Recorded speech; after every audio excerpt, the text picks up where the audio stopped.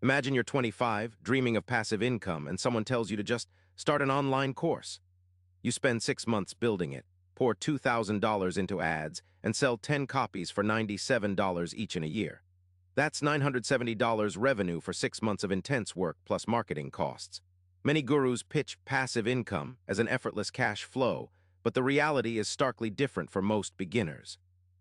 This dream often costs people valuable time and money that could have been used for genuine wealth-building strategies, like investing in a broad market index fund, which could turn $100 a month into over $300,000 in 30 years.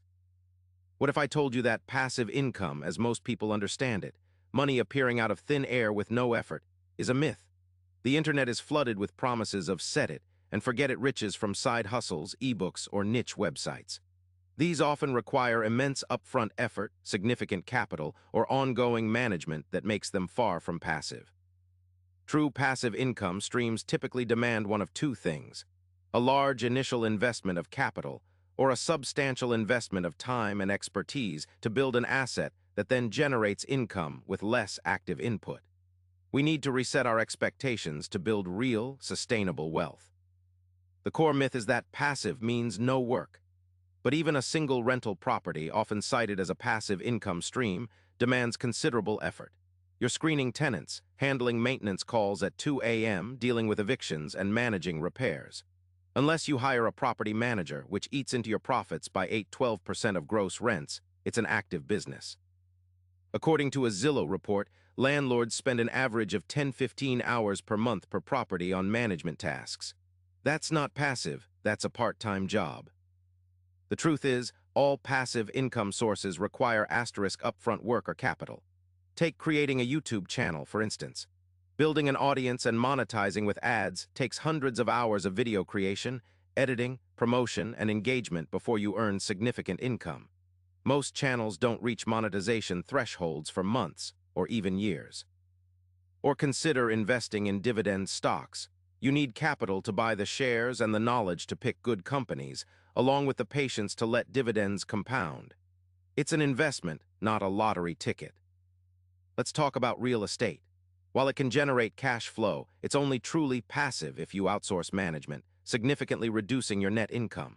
For example, if you own a property renting for $1,500 a month and the property manager charges 10%, that's $150 gone immediately. Then factor in vacancies, repairs, property taxes, and insurance, which can easily consume another 30–40% of the gross rent. Many new investors underestimate these costs, turning what looked like a healthy passive income stream into a break-even venture or even a loss. Even hands-off, investments like dividend stocks or REITs, real estate investment trusts, require capital to start. If you want to earn $500 a month in dividends, assuming a 4% dividend yield, you'd need to invest $150,000. That's a substantial sum that most people don't just have lying around. Building that capital takes years of disciplined saving and smart investing. This isn't passive income in the sense of effortless creation, but rather passive return on capital, which is a crucial distinction often overlooked by online gurus. Digital products like ebooks or online courses are another common passive income pitch. Creating a high-quality ebook requires extensive research, writing, editing, design, and marketing. A typical nonfiction ebook might take 100–200 hours to write, then dozens more for editing and cover design. Once launched, you still need to actively promote it through social media, email lists, or paid advertising to make sales. If you stop marketing, sales often plummet. It's a business, not a magic money machine. The idea that you can set it and forget it is particularly dangerous. Every income stream, passive or not, requires some asterisk level of maintenance. An e-commerce store needs inventory management, customer service, and website updates. A blog needs fresh content, SEO optimization, and comment moderation. Even rental properties need periodic inspections, tenant communication, and financial record keeping. Ignoring these aspects will quickly lead to diminishing returns or even the complete collapse of your passive venture. This maintenance tax is the hidden cost nobody talks about. Let's not forget about taxes. Many people think passive income is somehow tax-free, but that's a huge misconception. Rental income is taxed, often with deductions for expenses. Dividend income is taxed, though sometimes at a lower capital gains rate if qualified. Royalties from digital products are taxed as ordinary income. Understanding these tax implications is crucial for calculating your net passive income. Always consult a tax professional to ensure you're compliant and maximizing legal deductions, because Uncle Sam always wants his cut. The biggest hidden cost of chasing passive income myths is opportunity cost. Every hour you spend trying to build a dropshipping empire or an ebook nobody reads is an hour you're not spending on activities that genuinely move your financial needle. This could be improving your skills for a higher-paying job, negotiating a raise, or simply investing more into diversified index funds. According to a study by Fidelity, the average S&P 500 annual return over the last 30 years is around 10%. Don't chase pennies when dollars are available elsewhere. So what is truly passive income? It's primarily income generated from invested capital, not from active creation or management. This includes interest from high-yield savings accounts, dividends from broad market index funds or ETFs, and bond interest. These streams require minimal ongoing effort once the capital is invested. Your money literally works for you while you sleep, without you having to respond to customer emails or fix a broken toilet. It's about leveraging your accumulated wealth, not creating a new job for yourself. The real first step to genuine passive income is building capital. You cannot earn significant returns on nothing. Focus aggressively on increasing your income, reducing your expenses, and building a substantial savings rate. Aim to save 15–20% of every paycheck, or even more if possible. Imagine if you saved an extra $200 per month for 5 years instead of chasing a passive side hustle that fizzled out. That $12,000, compounded over 30 years at 8% interest, could grow to over $120,000. That's a far more reliable path to financial freedom. Once you have capital, the easiest and most immediate passive income stream is a high-yield savings account, HYSA. While not exciting, HYSAs currently offer rates around 4–5% APY, compared to the meager 0.01% of traditional banks. If you have an emergency fund of $10,000 sitting in a regular savings account, you're losing out on $400–500 annually. Moving it to an HYSA takes minutes and generates genuine, effortless income on your liquid cash, helping to combat inflation and grow your safety net without any active management.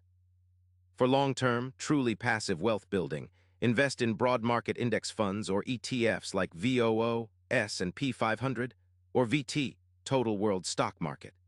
These funds automatically diversify your money across hundreds or thousands of companies, requiring no individual stock picking or rebalancing on your part.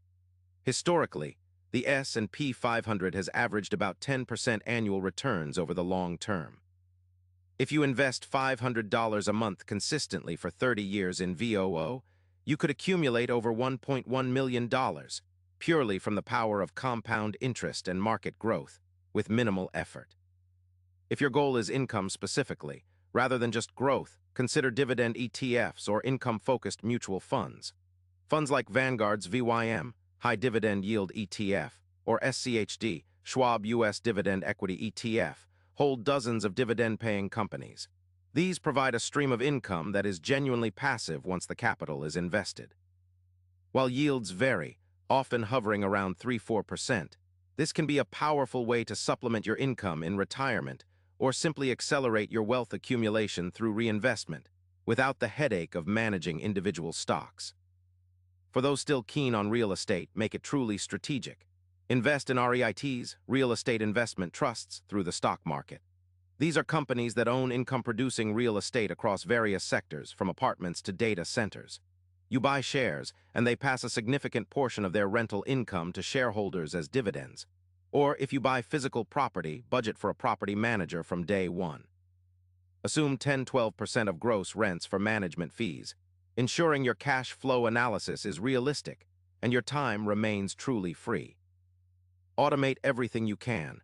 Set up automatic transfers from your checking account to your savings and investment accounts on payday. Automate bill payments so you never miss a due date.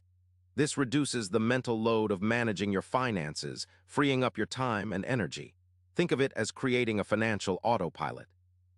For example, setting up a recurring transfer of $250 to your Roth IRA every 2 weeks takes less than 5 minutes initially. but ensures consistent, passive investing without you having to think about it twice a month. Shift your mindset from get rich quick to build wealth slowly and sustainably. True financial independence isn't about finding a magic bullet. It's about consistent, disciplined action over decades.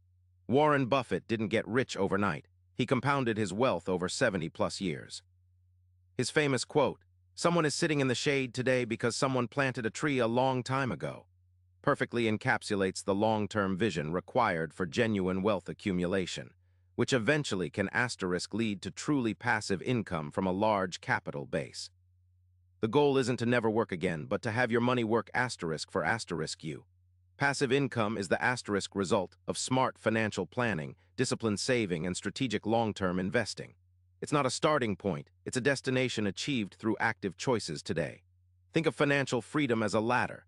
You climb each rung by earning, saving, and investing, not by wishing for an elevator.